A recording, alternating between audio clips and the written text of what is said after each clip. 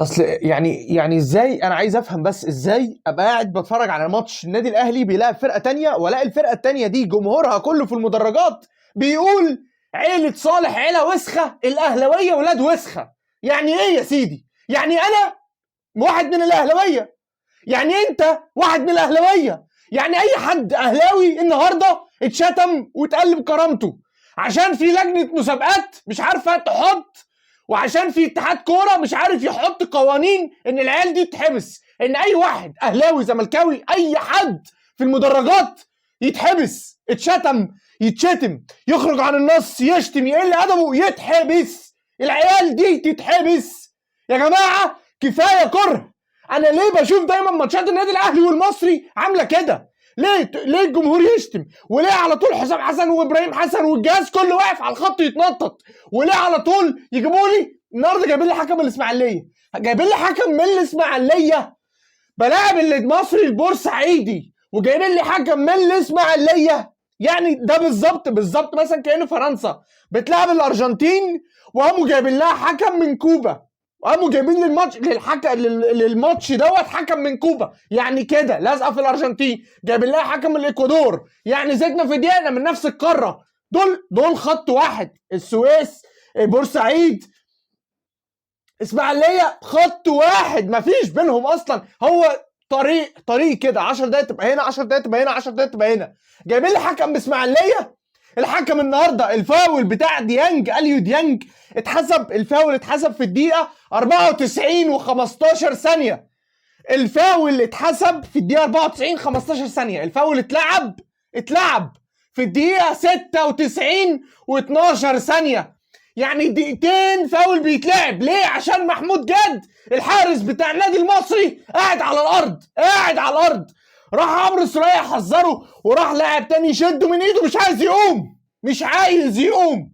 وفي الاخر بعد اللقاء يقول لك كابتن حسام حسن هو اللي قال لي اقع. يا جدعان اقسم بالله دي قضايا، والله العظيم اللي انا بكلمكم فيه ده يحط ناس في السجن في اي دوله محترمه، في اي منظومه رياضيه محترمه، في اي وزاره شباب ورياضه محترمه، في اي اتحاد كره محترم. ولكن ازاي اذا كان اتحاد الكره نفسه مش عايز اغلط في اشخاص، مش عايز انم، مش عايز ابقى انا، مش عايز اغتاب حد، اصل في الاخر دول مش هينفعوني يوم القيامه لما اقف قصاد ربنا واتسال هبقى غلطت في واحد. انا مش عايز اغلط في حد، بس اتحاد الكره انتوا عارفين هم على ايه، انتوا عارفين وانا عارف وكل الناس عارفه وهم عارفين هم على ايه. اتحاد الكره نفسه اذا كان البيت رب البيت بالدف ضاربا فشيمه اهل البيت الرقصي. لو انا شايف ابويا طبال هطلع انا زمار، لو انا شايف ابويا شيخ وامام جامع هطلع بصلي ومحافظ على الصلوات. انا شايف اتحاد الكره على مدار سنين بيدي الدوري وبيدي الهدايا للزمالك. انا شايف اتحاد الكره على مدار سنين بيحارب النادي الاهلي حتى جوه مصر وبره مصر، من اخفاء خطابات، من تعطيل صفقات، من بلاوي زرقاء، بلاوي صفقات مشبوهه، من بند اسمه التوازن اخترعوه في وزاره الشباب والرياضه عشان يخلوا النادي الزمالك الوضيع، النادي الوضيع اللي نادي الزمالك. اصلا الزمالك دي مش كلمه عربيه، دي كلمه تركيه، واللي بنيه واحد يهودي واحد بلجيكي.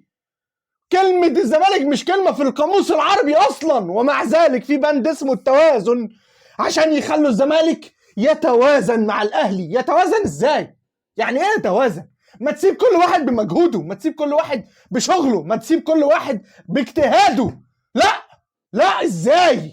في ناس يهمها ان الزمالك تكسب، في ناس يهمها ان الاهلاويه يتشتموا ويتهانوا، في ناس كتير. النهارده الحكم يصفر في الدقيقه 97 و12 ثانيه او 15 ثانيه ليه؟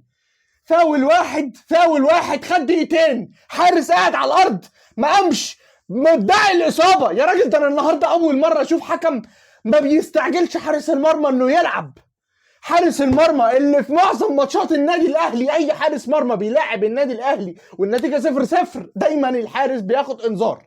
ليه؟ عشان في حكم بيتصنع، او هو كويس او بيتصنع انه عادل يعني، فبيدي الحارس المرمى انذار مش هيغير في النتيجه في شيء، بس هيبيني ان انا كحكم ان انا ايه، محايد وعادل ومية مية.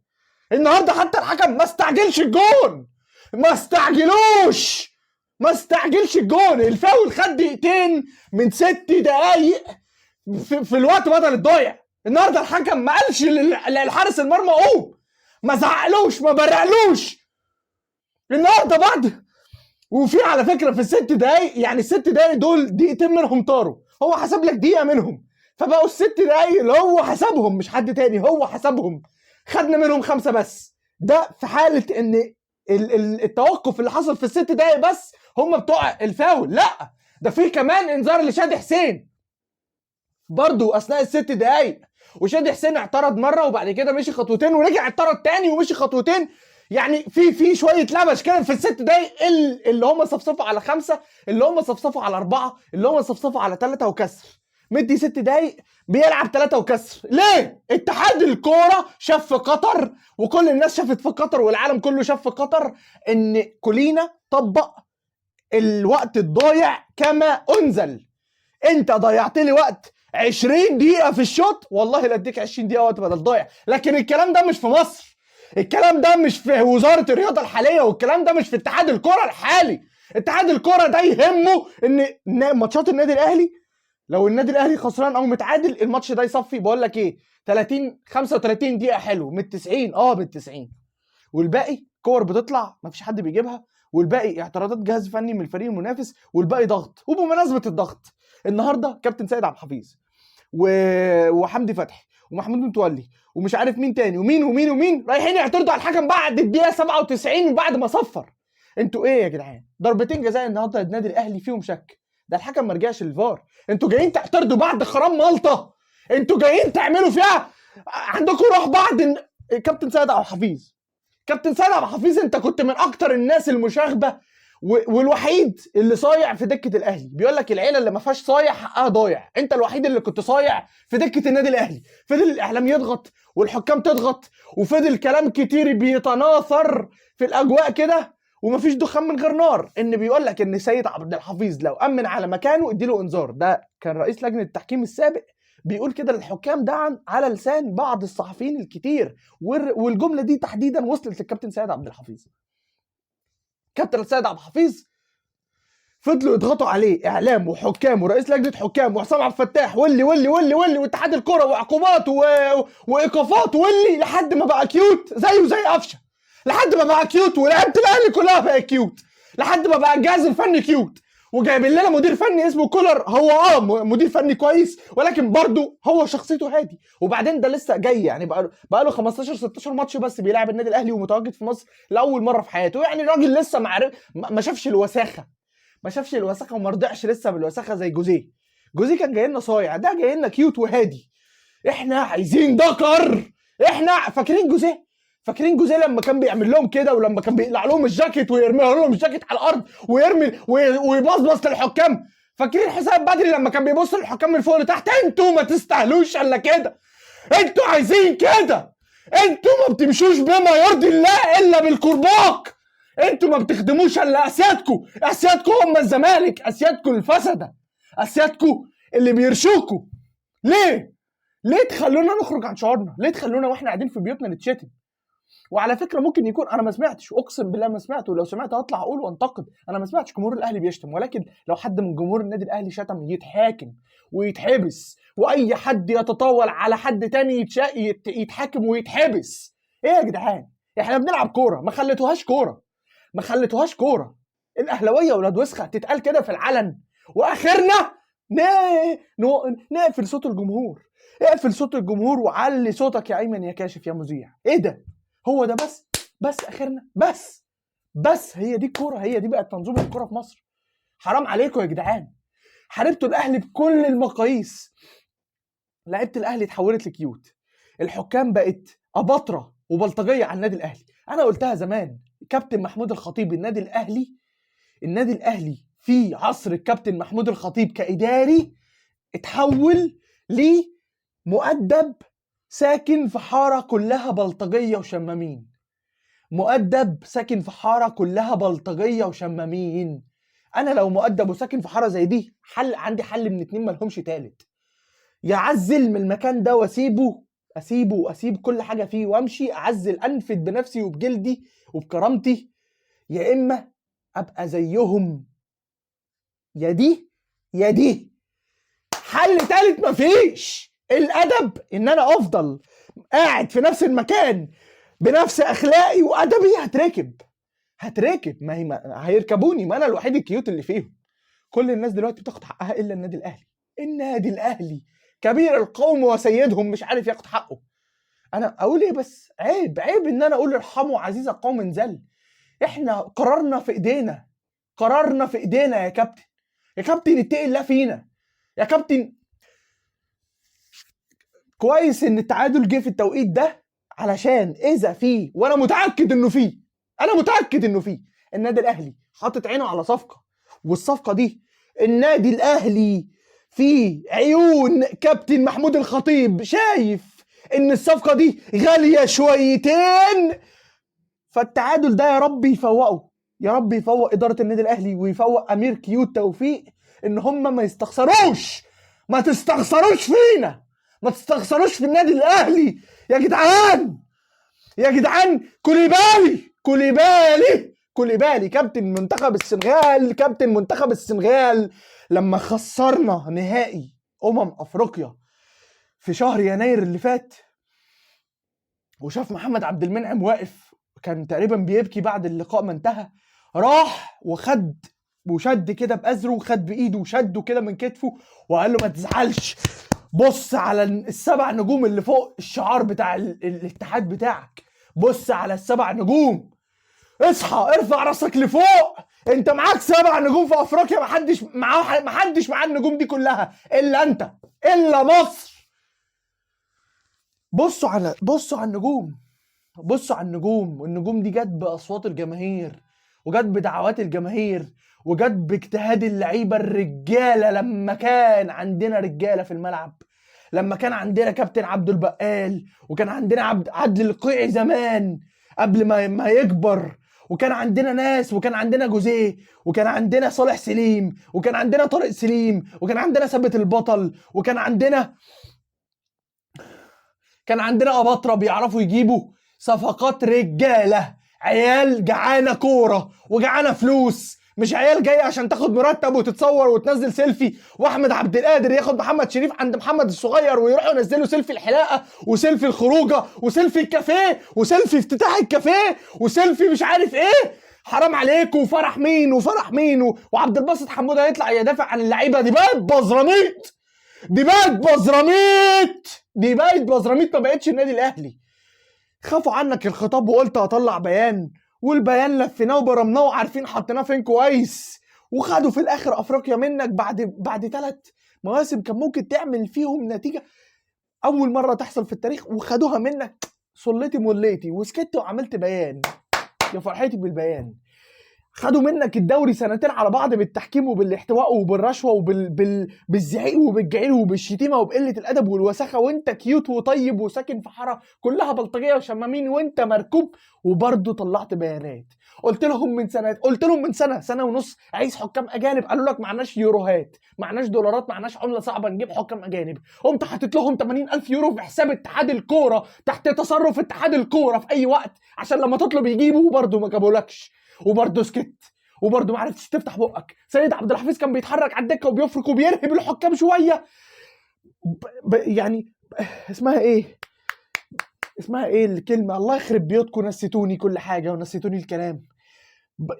بديل، يعني كان بيرهب الحكام وبيتنطط لهم كده، بيأدي دور اللعيبه في الملعب.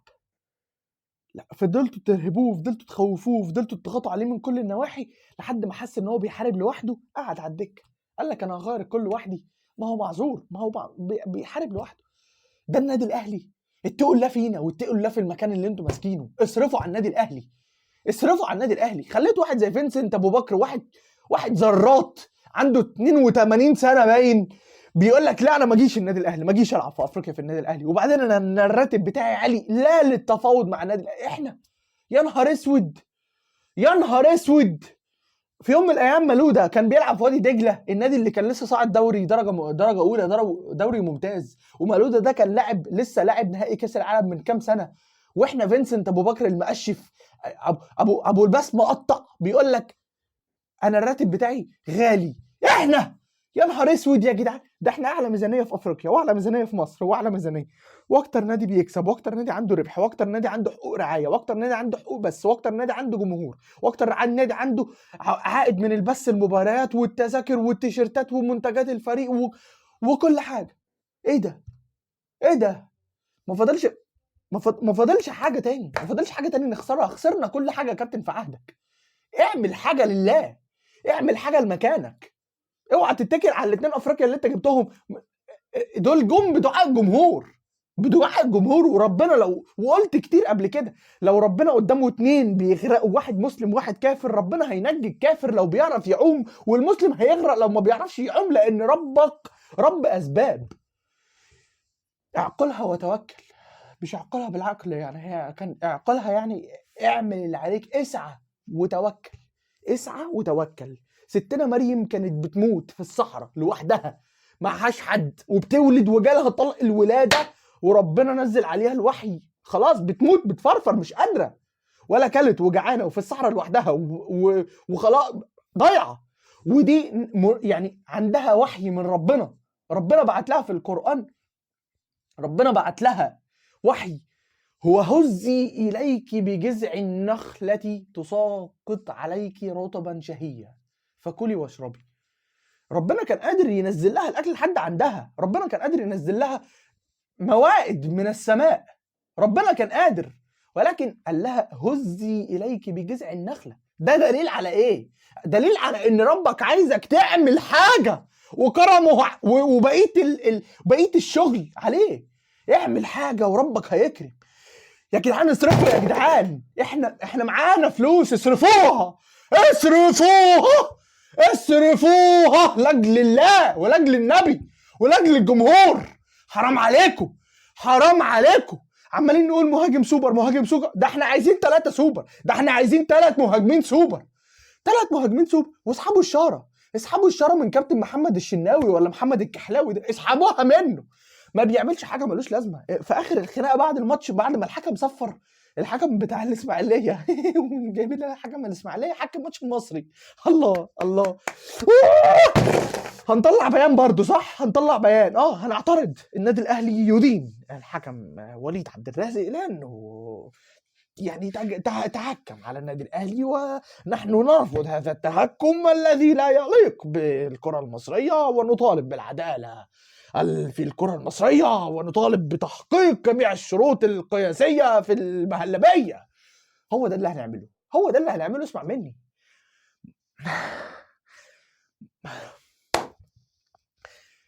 الشاره بس عشان ما انساش، عشان ما انساش. انا الحلقه دي متخلفه كلها، انا مجنون ولا حاجه. منكم لله، منكم لله. الشاره، موضوع الشاره بعد الخناقه، بعد الحكم مصفر والخناقه قامت، الحكم اللي هو اصلا الخناقه كانت معاه ما بين الحكم وبين حمدي فتحي، فجه محمود متولي فقام مدي بانذار محمود متولي من قبل ما يفتح بقه. ولا انت ما خدش، انا ما عرفتش البسك انذار طول 90 دقيقه، خد يا دي عادي انذار. فالخناقه قايمه، الخناقه بعد ما الماتش، بعد ما الحكم صفر، لا مش نتخانق معاه زي لعيبه دونجا وامام عاشور بيقولوا لسامسون يلا لا احنا ما بنعرفش، احنا عندنا لعيبه كيوت، هم عندهم لعيبه عندهم روح وحماس ورجاله، حتى لو ما عندهمش فنيات، حتى لو عندهم 2 بس لعيبه مقومين الفرقه كلها، بس احنا عندهم على الاقل 2 مقومين الفرقه كلها. احنا عندنا لعيبه كيوت، لعيبه انستجرام كلها، لعيبه محمد الصغير والكافيهات والافراح. المهم، فالخناقه دايره، الخناقه ما بين الحكم وحمدي فتحي ومحمود متولي. يجي في الاخر وبحسن جه متاخر، وسيد عبد الحفيظ جاي بيجري من اخر الملعب بيقول له انت بتعمل ايه، انت بتعمل ايه، بعد ما خلاص طلع الانذار.